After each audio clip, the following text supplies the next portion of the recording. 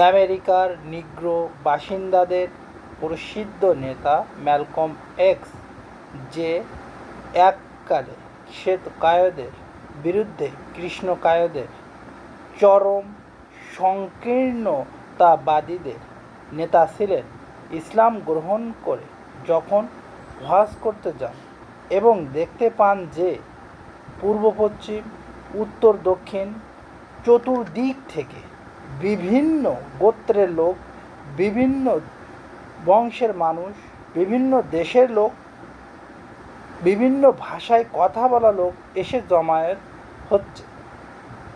সবাই একই ধরনের এহরামের পোশাক পরে আছে, সবাই একই ভাষায় লাব্বাইকের ধ্বনি উচ্চারণ করছে, একত্রে তাওয়াফ করছে এবং একই সারিতে দাঁড়িয়ে একই ইমামের পেছনে নামাজ পড়ছে।